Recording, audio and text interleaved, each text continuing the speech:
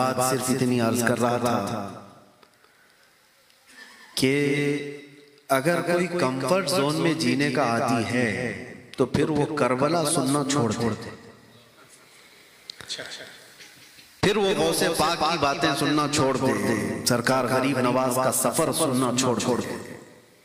یہ بزدلوں کی کام نہیں ہے، بلکہ اگر حقیقت میں وہ بزرگوں کا عاشق ہے اور ان کا پیروکار ہے تو وہ جن راستوں سے گزرے ہیں ان راستوں پر آئی ہوئی مصیبتوں کو برداشت کرنے کی طاقت بھی رکھتا ہوں یا ہمت بھی رکھتا ہوں۔ اللہ کے نبی صلی اللہ تعالیٰ علیہ وسلم کی یہ حدیث ہے، لا تتمنوا لقاء عدوکم، تم تمنا مت کرو کہ میری جنگ ہو جائے دشمنوں سے، ابھی میں بھیڑوں گا، ابھی میں ماروں گا، ابھی میں کاٹوں گا، تمنا بھی مت کرو۔ جنگ اچھی چیز تو ہے نہیں، نقصان تو ہوگا ہی، لیکن حضور پاک صلی اللہ علیہ وسلم یہ فرماتے ہیں اگر تمہارے اوپر طاری کر دی گئی تو پھر پیچھے پیر پھیر کے بھاگنا بھی مت، پھر جمے رہو، اللہ کی مدد تمہارے ساتھ ہے، اللہ تعالیٰ کی مدد آئے گی۔ کمفرٹ زون میں جینے والوں کے لیے میں جو چیز عرض کر رہا تھا، کبھی صحابہ اکرام کی بات سنو،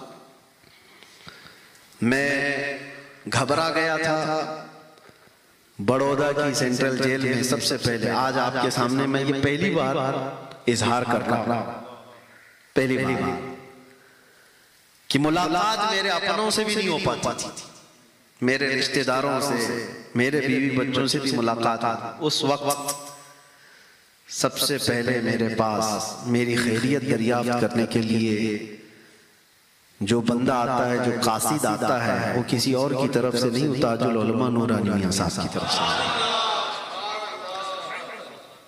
سادات کی چھوچا کا پیغام لے کر دو بندے میرے پاس حاضر آئے اور وہ خصوصی آفس کی ملاقات لے کر، مجھے آج بھی وہ بات یاد ہے، میں نے واپس وہیں بیٹھ کر کے تحریر بھی لکھ کر دی تھی، پہنچی یا نہیں پہنچی معلوم نہیں۔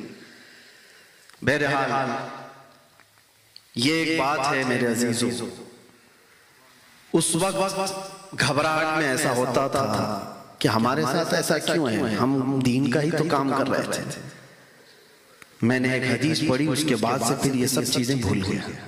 حضرت ابو جندل کی بات میں کہہ رہا ہوں، کفار مکہ، مشرکین مکہ نے 6 سال تک قید میں رکھا اور حضور ہجرت کر کے چلے بھی گئے۔ 6 سال کے بعد حضور تشریف لائے، کتنے سال ہو گئے؟ 12 سال ہو گئے، ایک بندہ قید میں ہے، اور اس کے بعد نبی پاک صلی اللہ علیہ وسلم حدیبیہ کے موقع پر مقام پر پہنچے، عمرہ کرنے کے لیے آئے، اور اس وقت مکہ کے کفار و مشرکین عمرہ کرنے نہیں دینا چاہتے تھے۔ ایگریمنٹ ہوتا ہے، صلح حدیبیہ ہوتی ہے، اس ایگریمنٹ کے جو بند تھے، جو عقود تھے، اس میں سے پہلی چیز یہ بھی تھی کہ ہماری طرف سے کوئی آدمی بھاگ کر مدینے جائے تو آپ اسے واپس کریں گے، اور مدینے کا کوئی شخص بھاگ کر ہمارے پاس آیا تو ہم واپس نہیں کریں گے۔ یہ مان لی گئی تھی یہ شرطیں، جو ٹرمز اینڈ کنڈیشنز بنے تھے نا ایگریمنٹ کے، اس میں یہ چیز تھی۔ اللہ کے نبی صلی اللہ علیہ وسلم اس کو مان لیے تھے، لیکن ابھی دستخط نہیں ہوئی تھی دونوں کے درمیان، قریش اور حضور کے درمیان، مکہ کے کافروں اور حضور کے درمیان ایگریمنٹ۔ اسی اثنا میں وہ ابو جندل صحابی جو سالوں سے جیل میں تھے، دروازہ توڑ کر نکل آئے۔ میں جانتا ہوں ایک قیدی کو اگر باہر کی صرف ہوا بھی مل جائے، اس کی زندگی کچھ اور ہی لگتی ہے، اس کے لیے اس سے بڑی نعمت نہیں ہے، اس سے بڑی نعمت کوئی وہ محسوس بھی نہیں کرتا۔ جانتے ہو گھر کے کھانے کا ایک لقمہ قیدی کو ملتا ہے تو 1 مہینے تک دعا کرتا ہے۔ ہاں، یہ دیکھی بھی بات میں بتا رہا ہوں، 1 لقمہ مل جائے گھر کا۔ ایسے حالات میں اگر کوئی دروازہ توڑ کر جیل سے باہر آ گیا اور 1400 کے قریب صحابہ حدیبیہ کے موقع پر وہاں موجود ہیں، سب میں آ کر مل گئے، زخم دکھا رہے ہیں اپنے پیٹ کے، کافروں نے کتنا مارا، ظالموں نے کتنا مارا، اتنے سالوں سے قید میں، صحابہ نے گلے لگا دیا، آ گیا ہمارا بھائی ہمارے ہاتھ۔ سوچو اپنا بندہ جب کوئی اپنے پاس آ جائے اور قیدی بھی چھوٹ کر کے اپنوں میں چلے جائے تو وہ دنیا الگ ہو جاتی ہے، لیکن کافروں کو جیسی پتہ چلا کافروں کو پتا چلا کہ ہمارا ایک قیدی چھوٹ کر کے گیا ہے مسلمانوں کے پاس، تو آئے حضور صلی اللہ علیہ وسلم کے پاس کہنے لگے کہ ہمارا اور آپ کا جو ایگریمنٹ ہوا ہے، ہمارا کوئی بندہ بھاگ کر آپ کے پاس جائے گا تو آپ اس کو واپس کریں گے، تو اس ایگریمنٹ کے بیس پر آپ ہمارے قیدی کو واپس کیجیے، جو چھوٹ کر کے ہمارے پاس سے گیا ہے اس کو واپس کیجیے۔ حضور نے کہا کہاں ہے ابو جندل؟ صحابہ نے ان کو چھپا دیا، کہا نہیں کیسے دیں گے، ہمارا اپنا بھائی چھوٹ کے آیا ہے۔ اور وہ ابو جندل کہنے لگے کہ مجھے اتنا مارا گیا، اتنے سالوں سے میں ظلم سہ رہا ہوں، کیا مجھے واپس کیا جائے گا؟ حضور صلی اللہ علیہ وسلم نے صحابہ سے کہا کہ ابو جندل کو واپس کر دو۔ یہ کیسی بات تھی میرے عزیزو، ظاہراً کسی کو لگے گا یہ کیسا انصاف ہے، لیکن وہ رحمت للعالمین ہے، لیکن وہ رحمت للعالمین ہے، وہ رحمت للعالمین ہے، کوئی کام رحمت کے بغیر تو نہیں کرتے۔ تو ابو جندل جب بلائے گئے تو وہ رونے لگے صحابہ کو دکھا دکھا کر کے کہ مجھے واپس کیا جائے گا۔ صحابہ نے آ کر کے ریکویسٹ کی یا رسول اللہ صلی اللہ علیہ وسلم ابھی سائن نہیں ہوئی ہے ایگریمنٹ پہ، یہ اس سے پہلے کی بات ہے، سائن کے بعد ایگریمنٹ پہ عمل کیا جائے گا، ابھی تو ہم ان کو نہیں بھیجتے۔ مکہ کے کافر مشرک اس وقت جوش میں تھے، انہوں نے کہا اگر اس کو واپس نہیں کریں گے تو ہم ایگریمنٹ سائن بھی نہیں کریں گے، ہم کو وہ بندہ واپس چاہیے، ضد تھی۔ اللہ کے رسول صلی اللہ تعالیٰ علیہ وسلم نے فرمایا کہ ابو جندل کو واپس بھیج دو۔ صحابہ نے ہو سکتا ہے اپنے دل پر پتھر رکھ کر کے اس چیز کو، حالات کو دیکھ کر کے محسوس کیا ہو، ابو جندل کو واپس کر دیا گیا۔ میں یہ سوچتا تھا کسی بندے کو 12 سال کے بعد حضور واپس کہیں جیل میں چلے جاؤ، واپس چلے جاؤ قید میں، ایسا کیا ہو سکتا ہے؟ برداشت کی طاقت کتنی ہونی چاہیے اس بندے کے اندر، کتنا سہنے کی طاقت ہونی چاہیے۔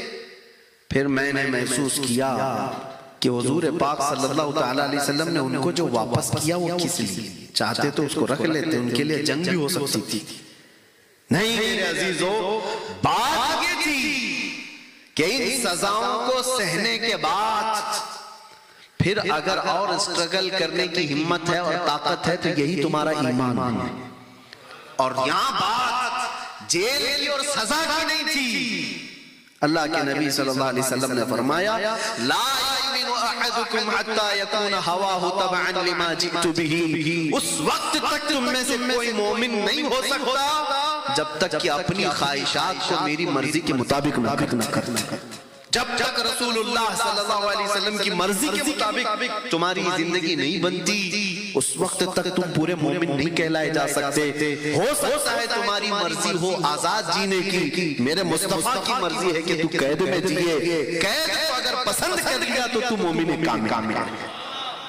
اپنے آرام کو، اپنے کمفرٹ زون کو قربان کیا اگر حضور کی مرضی کے لیے، تو یہ ایمان ہے، اور اس کے بغیر میرے عزیزوں کو ایمان نہیں ہے۔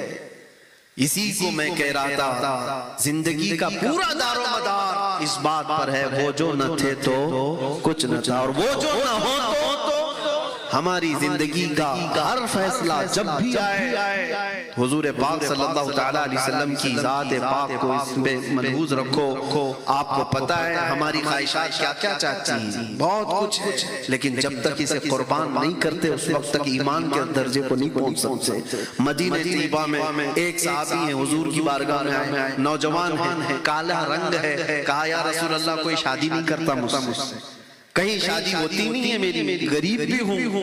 نبی پاک صلی اللہ تعالیٰ علیہ وسلم جب دریائے رحمت جوش میں آئے، وہ جسے جو چاہے عطا کرے، جیسا چاہے عطا کرے۔ حضور صلی اللہ تعالیٰ علیہ وسلم نے فرمایا میں تیری شادی کرواتا ہوں، میں کرواتا ہوں۔ کہا کہ میرے ایک انصار صحابی، جاؤ ان کے گھر، ان کی بیٹی بڑی خوبصورت ہے، کہنا کہ میں نے تمہیں پیغام بھیجا ہے تمہارے نکاح کا۔ ایک ہی بیٹی ہے ایک انصار صحابی کی، اور وہ بھی مدینے کی خوبصورت، اور یہ ہے کالے رنگ کے جن کو کوئی رشتہ دیتا نہیں تھا۔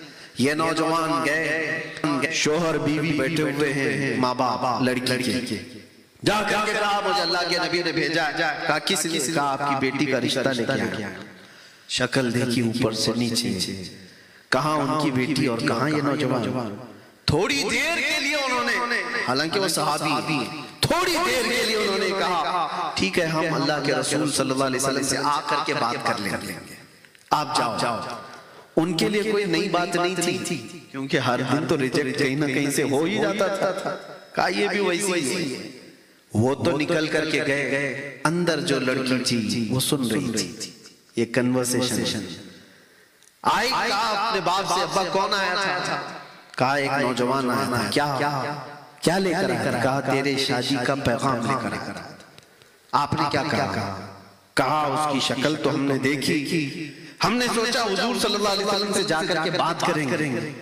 میرے عزیزو مدینے کی لڑکی ہے، مدینے کی نوجوان خاتون ہے، اپنے باپ سے کہتی ابا آپ نے صرف اس کی شکل کو دیکھا، بھیجنے والے کی شکل کو نہیں دیکھا، آمنہ کے لال کو نہیں دیکھا، کس نے بھیجا تھا؟